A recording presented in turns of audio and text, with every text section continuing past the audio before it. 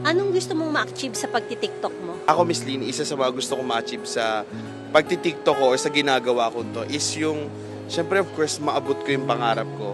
Yung mga pangarap ko na yun na tutupad din sa pangarap ng mga kapatid ko, pamilya ko. Isa sa mga nagdadrive talaga sa akin yun is yung pangarap ko na pwedeng makatulong para maabot din ng mga kapatid ko at pamilya ko, mama ko, yung mga pangarap nila.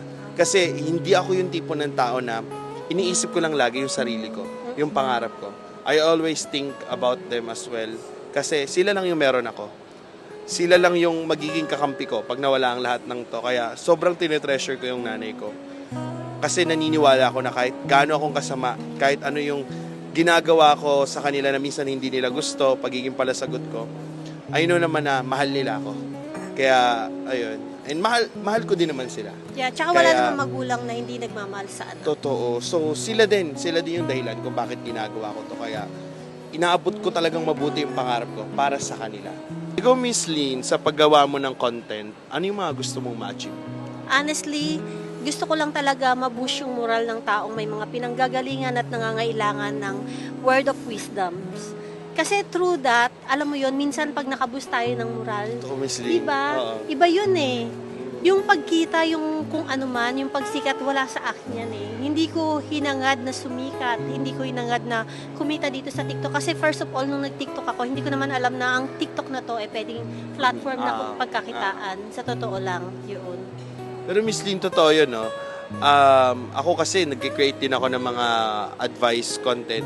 And then, pagka naka-receive ka ng message ng galing sa ibang tao na sinasabi nila, uy, sobra kaming na-inspire sa sinabi mo. Ngayon, nagiging matatag ako dahil sa mga videos mo. And alam ng mga tao yun, alam ng mga followers ko yung kung sino sila. And sobrang true that na mas nabuboost yung confidence ko and mas lalo ako nag-eager para mas gumawa pa ng maraming content para makapag-inspire pa sa maraming tao. Actually, yeah, marami din ako natatanggap na private message.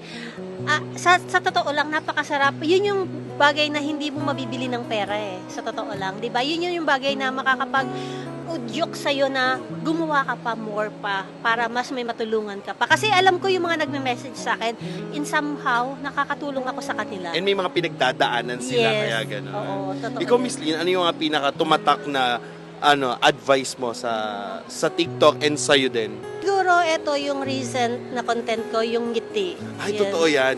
Kasi smile is free, di ba? Yes. Pero, ang smile, hindi ka makapag-smile talaga kapag may dinadala kang mabigat Totoo. sa loob. Merong mga smile na may bigat na pinagdadaanan. Yes, yung smile, iba-iba ang klase Kagaya ni ng Miss smile. Lynn.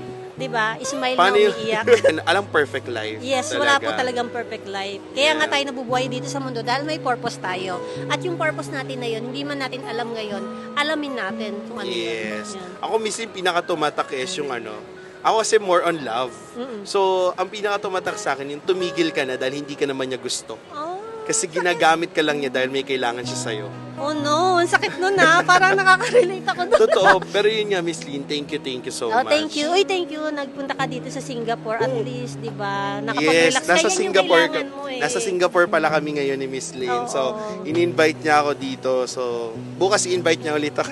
Yes, why not every day? Thank you, Miss Lynn, po Welcome. sa pag-invite mo sa akin sa content mo. Thank you, Miss Ako Lynn. next time drama naman ang gawin natin.